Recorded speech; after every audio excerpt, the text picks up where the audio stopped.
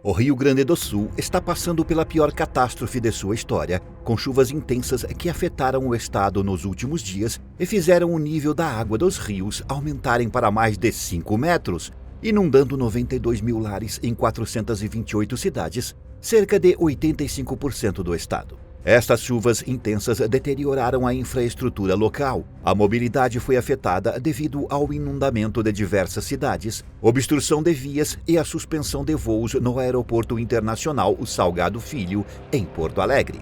Com rodovias, casas, hospitais, outras infraestruturas destruídas, o Rio Grande do Sul passará pela maior ação de reconstrução do país, que podem chegar a mais de 90 bilhões de reais, de acordo com especialistas.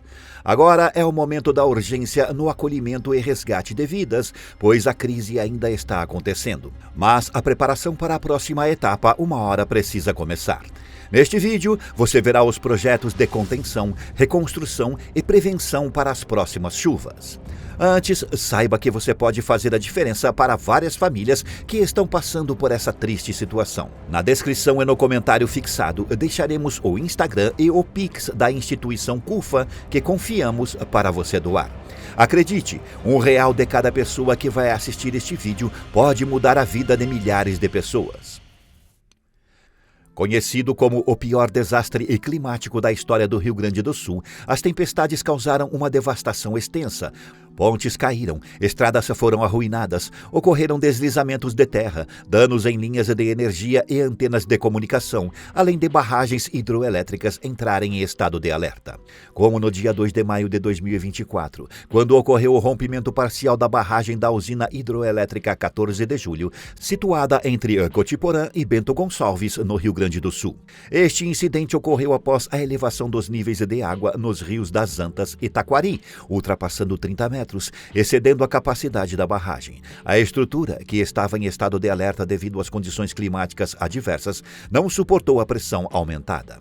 Desde o início dos eventos em 27 de abril, as tempestades já causaram a morte de 147 pessoas e afetaram cerca de 2,1 milhões, um número superior à média de atingidos por enchentes anuais entre 2016 e 2022, de acordo com a Agência Nacional de Águas.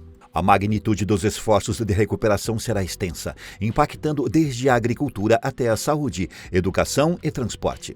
Especialistas indicam que, para superar essa catástrofe e se adaptar ao novo contexto climático global mais desafiador, o Brasil precisará não apenas reconstruir infraestruturas e auxiliar as famílias afetadas, mas também preparar-se de maneira eficiente para futuros eventos climáticos. Atualmente, mesmo com as chuvas torrenciais, o governo do estado está ativamente trabalhando para desobstruir vias e reconstruir pontes, assegurando assim a continuidade do transporte de doações e serviços vitais. Devido à submersão da rodovia principal, foi criado um ponto provisório para viagens interestaduais em um terminal de ônibus no centro de Porto Alegre, com apenas 5% das linhas operando, passando por um corredor humanitário que foi estabelecido para facilitar o fluxo de entrada e saída da capital, utilizando um aterro de 2 metros com pedras e asfalto, por onde passaram cerca de 2.400 veículos nas primeiras 24 horas, incluindo caminhões e veículos oficiais.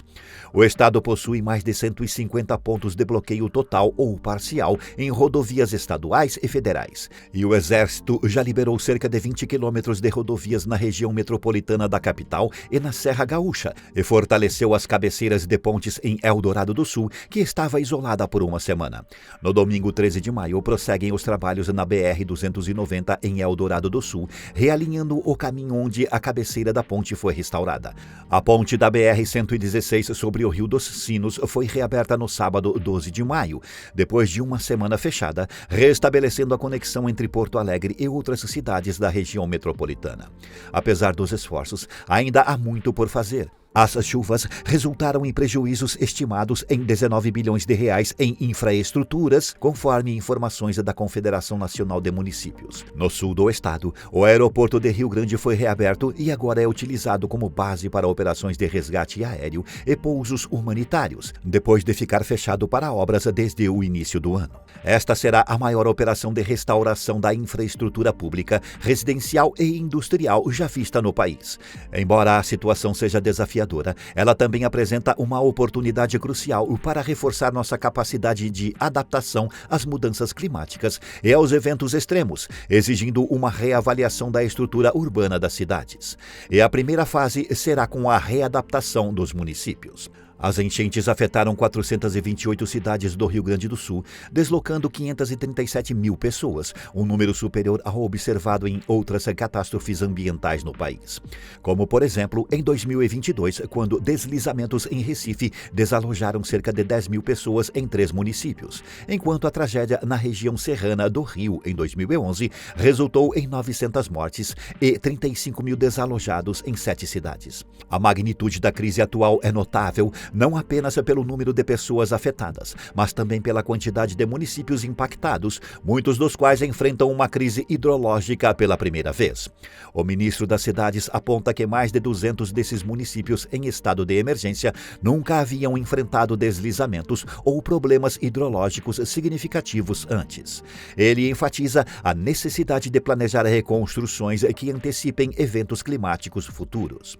Especialistas estão avaliando estratégias de adaptação, como a implementada em Lajeado, no Vale do Taquari, onde moradores de zonas de risco de inundações foram realocados para áreas seguras e parques foram estabelecidos nos locais anteriormente habitados, um processo que envolveu desapropriações ao longo de 2 décadas. Destaca-se também a crescente frequência de eventos climáticos extremos e a importância de políticas que minimizem seus impactos. Há urgência em atualizar os planos diretores municipais para ampliar as cotas de inundação em áreas de planejamento urbano e reforçar as medidas preventivas, que são frequentemente desconsideradas nas políticas públicas. O programa Brasil 2040, iniciado em 2015, já previa um aumento nas chuvas intensas e na frequência de eventos extremos no sul do Brasil. Modelos matemáticos desenvolvidos na época poderiam ter sido úteis para prever e mitigar os efeitos desses fenômenos climáticos. A segunda fase será a proteção no campo. Agricultores que perderam seus vinhedos na Serra Gaúcha estima uma redução de mais de 40% em faturamento anual devido às enchentes. E precisam elaborar medidas para superar a perda financeira significativa que afetou profundamente seus negócios. Na região, a agricultura sofreu prejuízos enormes, com a Confederação Nacional dos Municípios reportando perdas de mais de 1,1 bilhão de reais. Apesar de 75% da safra de grãos já estar colhida antes das enchentes, estima-se que partes consideráveis das plantações de arroz, soja e milho foram devastadas. Os técnicos do governo ressaltam que os danos vão além das safras perdidas, afetando estruturas como galinheiros e galpões de suinocultura, além de resultar na morte de gado. A situação atual é descrita como catastrófica e especialistas argumentam que a implementação de um seguro rural mais acessível poderia ajudar a mitigar esses impactos, considerando que apenas 10% da área cultivada no Brasil possui seguro, uma situação atribuída aos altos custos e à cobertura limitada. Há também uma defesa por uma revisão no zoneamento das cidades, especialmente nas zonas rurais, para aumentar a proteção ambiental e evitar construções em áreas de risco. Os investimentos em educação também precisam ocorrer. As enchentes no Rio Grande do Sul afetaram gravemente o ensino, com 358 mil alunos, 48% do total estadual, sem aulas devido aos danos em 1028 das 2.345 escolas estaduais. Esses danos incluem estruturas comprometidas e perda de materiais didáticos. Como resposta, aulas remotas foram autorizadas, replicando estratégias da pandemia, e voluntários ajudam no ensino de crianças desabrigadas.